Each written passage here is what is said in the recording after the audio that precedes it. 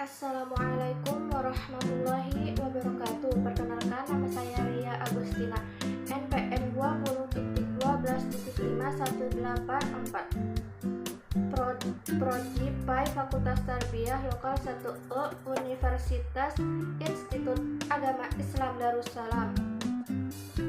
Kepada dosen pembimbing, perkenankan saya untuk menyelesaikan ujian tengah semester dan ujian akhir sekolah. Di sini saya akan menjelaskan 4 materi yang akan saya kupas, ialah yang pertama kesantunan berbahasa, kedua keterampilan berbicara, yang ketiga keterampilan membaca, dan keempat keterampilan menyimak. Selanjutnya saya akan menjelaskan materi yang pertama, ialah kesantunan berbahasa. Apa itu kesantunan berbahasa? Kesantunan ialah etika perilaku dalam kehidupan sehari-hari, dan sedangkan berbahasa berhubungan dengan komunikasi. Maksudnya adalah sebuah etika dalam berkomunikasi. Bagaimana komunikasi yang baik dan santun kepada orang tua, teman, dosen, guru, dan lain-lain. Dua aspek penting dalam berbahasa kesantunan ialah terbagi menjadi dua.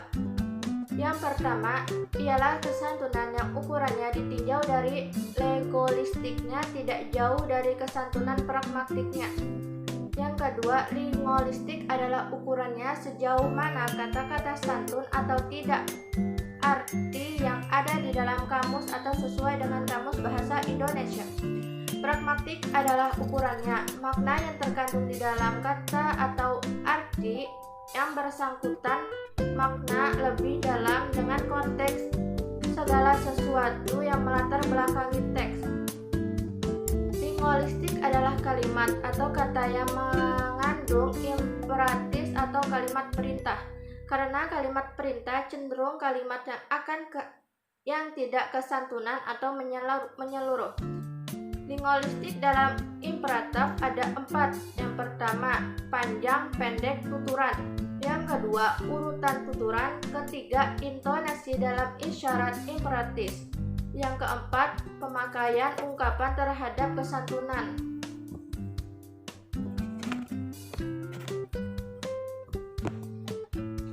Contoh yang pertama, daftar hadir. Ambil daftar hadir itu. Ambilkan daftar hadir itu. Kalimat yang lebih santun dari kalimat ialah kalimat 1 dan 2.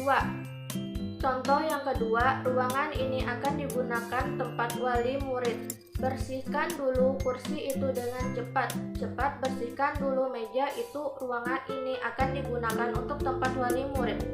Kalimat yang pertama, kalimat yang santun karena urutannya dan alasannya yang ditentukan baru kalimat.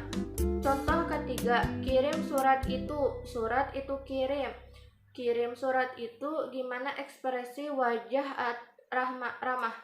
Contoh keempat, ada semacam kata kesantunan. Yang pertama, kata tolong, seperti tolong ambilkan daftar hadir itu. Yang kedua, mohon. Contohnya mohon maaf. Yang ketiga, silahkan. Contohnya silahkan duduk. Pragmatik 1. Bisa berupa waktu. 2. Tempat atau situasi berupa suasana atau psikologis. Kesantunan pragmatik pada tuturan imperatif, makna yang dituturkan atau perintah yang tidak dituturkan, tidak dibahasakan, dan kalimat perintah. Contoh, apakah kipas ini berfungsi? Tolong kipas ini dinyalakan. Kalimat tersebut ialah pertanyaan yang menjadi kalimat perintah. Selanjutnya saya akan menjelaskan materi yang kedua, ialah keterampilan berbicara. Berbicara untuk keperluan presentasi dan seminar. Bisa terampil itu berbeda, seperti halnya ada orang yang bertanya, apakah orang bisa berbahasa Indonesia? Jawabannya rata-rata orang bisa berbicara, tetapi apabila coba pertanyaannya apakah semua bisa terampil dalam berbahasa? Jawabannya belum tentu, karena terampil atau berbicara memerlukan keahlian, yang mana keahlian tersebut dilatih.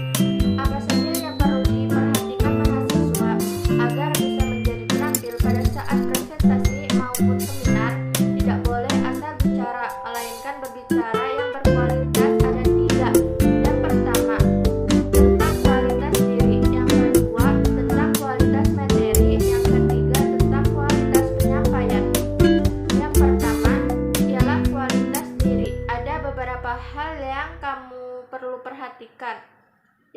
pertama, menciptakan daya tarik atau aura yang menarik. Yang kedua, fokus pada pendengar kita. Karena si pendengar ada beberapa tipe, di antaranya ialah visual atau yang memperhatikan yang dilihat pendengar secara pendengar. Selanjutnya, secara logika, memperhatikan data apa yang disampaikan. Bisa juga menggunakan emosional atau perasaan. Bisa juga ada yang mendengarkan dengan imajinasi dari penyampaian materi. Pendengar yang penting bahagia. Penyajian materi harus memuaskan pada tipe-tipe pendengar orang berbicara.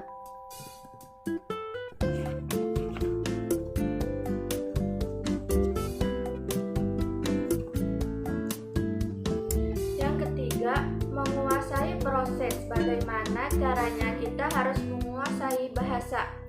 Dengan cara kepercayaan diri bisa dibangun dengan 3 hal. Yang pertama, persiapan sangat penting bagi pembicara pemula atau menguasai materi dengan cara memahami sebelum presentasi bisa dilakukan di hadapan cermin.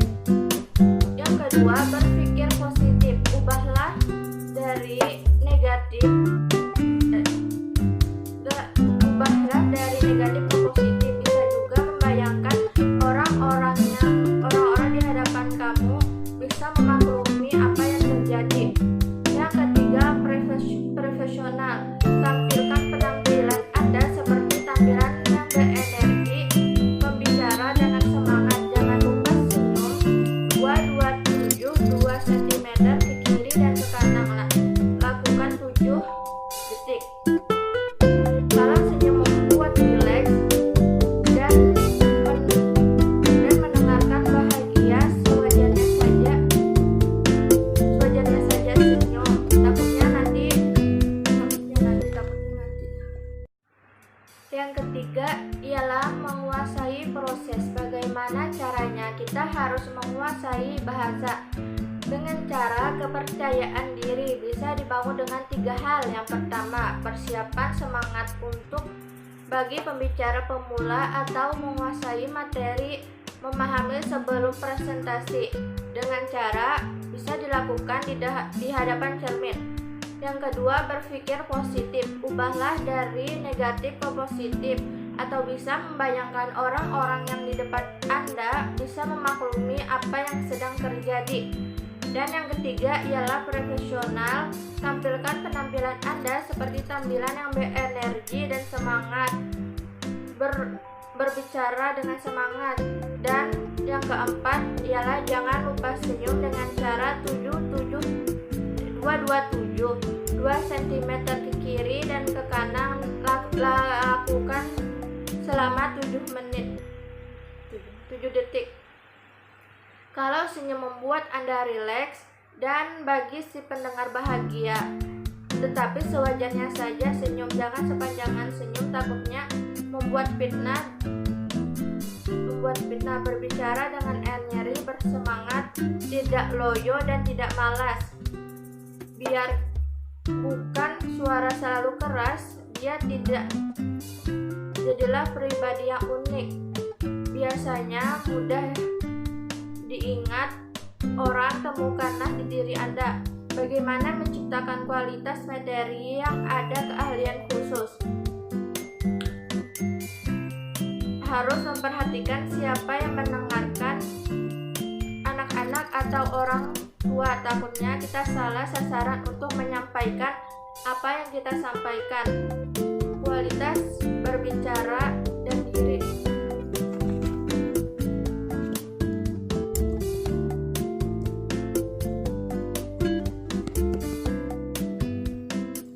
Materi penyampaian tidak hanya mulut, tetapi berbicaralah seluruh tubuh. Berbicara bisa dari senyum 227. Setelah senyum harus ditunjukkan kontak mata. Artinya kita menatap orang yang mendengar. Kita tidak hanya melihat pada makalah atau PPT yang sedang kita presentasikan, tetapi lakukanlah kontak mata. Kalau hanya membaca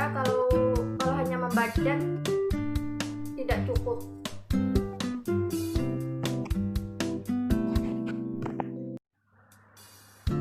Materi yang ketiga ialah keterampilan berbahasa.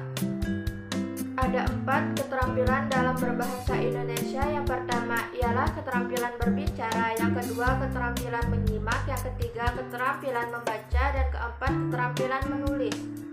Keterampilan membaca yaitu suatu hal yang berbeda dari bisa membaca. Kalau bisa itu mudah dilakukan, kalau terampil itu belum tentu bisa dilakukan semua orang. Contoh, apakah orang Indonesia bisa membaca? Jawabannya rata-rata orang Indonesia bisa. Namun bila diubah contohnya, apakah semua orang Indonesia bisa terampil? Jawabannya belum tentu. Kenapa belum tentu? Karena terampil perlu keahlian khusus. Ada teknik supaya orang itu bisa terampil. Membaca, misal terampil membaca berita atau membaca puisi. Pasti berbeda antara terampil membaca puisi dan berita, tapi teknisnya berbeda-beda. Keterampilan membaca dalam kegiatan membaca kritis. Membaca kritis merupakan kegiatan membaca yang bertujuan untuk memahami baca secara detail, kemudian dapat menganalisis dan mengkritisi hasil bacaan. Beda dengan biasa.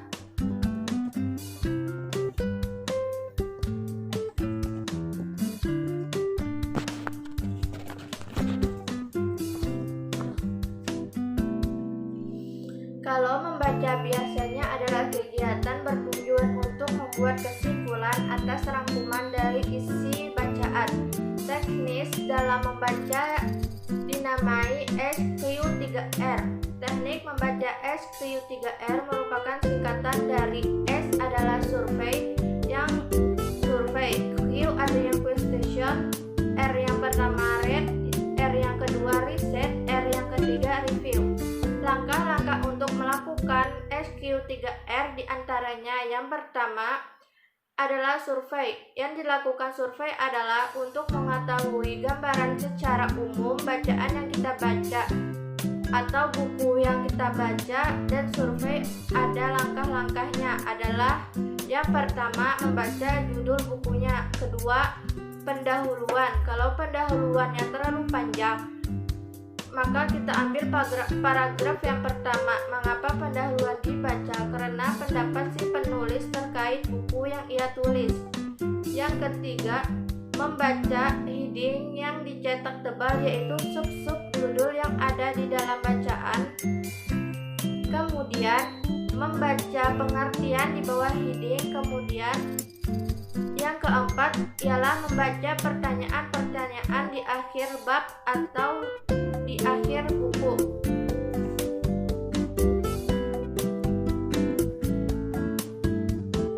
Langkah kedua dalam SQ3R adalah question. Apa itu question? Artinya pada saat kita membaca, lakukanlah sejumlah pertanyaan. Langkah mudahnya, buatlah pertanyaan dari situ. Bisa misalnya apa, mengapa, kenapa, dan sebagainya. SW1H ada heading yang bercetak di bawah. Heading ini pengertian efektif. Buatlah pertanyaan menggunakan 5W1H. Langkah yang ketiga ialah read. Kegiatan membacanya langsung dengan menjawab pertanyaan-pertanyaan yang tadi sudah di kegiatan membaca ini. Bukan hanya bisa saja, tapi si pembaca itu mencari jawaban pertanyaan yang tadi dia lakukan. Yang keempat, kemudian langkah yang selanjutnya adalah riset. Ini dilakukan karena sudah selesai tadi membuat pertanyaan, kemudian mencari jawaban. Setelah itu selesai satu bab, maka stop dulu. Stop di sini dalam artian si pembaca mengecek lagi apakah semua pertanyaan yang dia ajukan itu apa jawabannya di dalam bacaan dia. Jika belum menemukan, maka kembali ke bagian awal. Setelah menemukan, lalu si pembaca mengetes daya ingat. Misalnya, bukunya ditutup dulu. 5. Langkah terakhir adalah review. Review ini kegiatan kembalikan bacaan kita.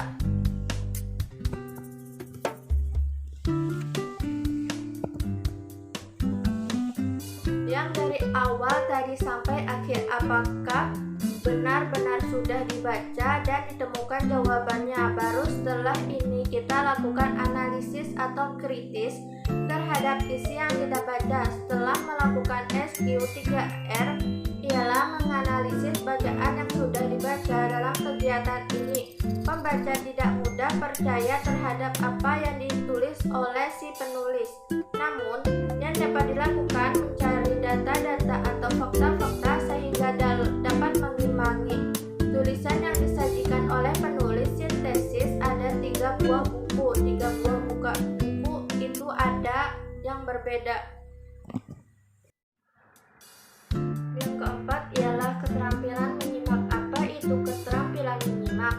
Keterampilan menyimak adalah dapat diartikan sebagai keterampilan sentral yang keterampilan berbahasa yang lain, seperti membaca, berbicara, menulis. Untuk menjadikan penyimak yang baik, biasanya menjadi penulis yang baik, dan bisa juga menjadikan pribadi yang lebih baik, dan bisa juga menjadikan pembicara yang baik. Karena apa? Karena yang namanya penyimak adalah sebuah kegiatan tulisan, bukan hanya sekedar melihat atau mendengarkan, tetapi ada proses berpikir dan menganalisis.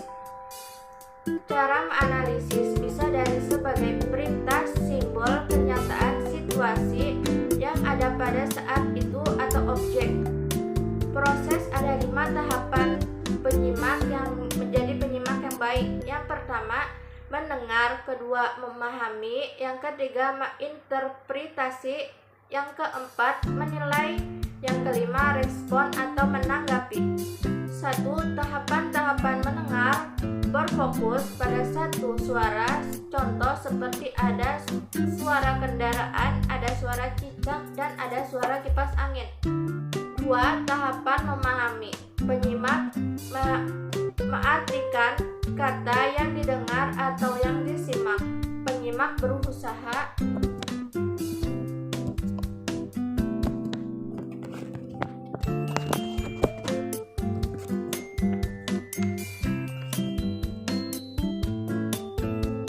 memahami setiap arti dari kata atau kalimat yang disampaikan. Yang ketiga, menginterpretasi adalah menafsirkan atau memaknai lebih dalam. Tahapan menginterpretasi memberikan makna dari apa yang ada pada setiap kalimat atau kata yang didengarkan. Makna dan artinya berbeda. Makna mengartikan semua yang melatar belakangi kalimat yang dilihat dari ekspresi wajahnya. Yang keempat, tahapan menilai atau mengevaluasi pendapat orang yang tadi disimak. Jadi si penyimak akan menilai dari keunggulan, kelemahan, dan kekurangan dan kelebihan. Kata kunci ialah menilai. 5. Menanggapi dan memberi respon.